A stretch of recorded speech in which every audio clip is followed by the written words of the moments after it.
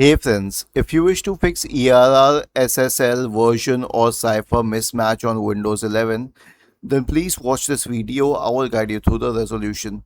Now, here's what you need to understand. This is an issue with the SSL version, so you need to correct the date and time from your system. But if it doesn't help, then it is the issue. Then the issue is from the website's end. So right-click on the Start button, select Settings from the menu. Go to the time and language tab on the list on the left hand side, select date and time.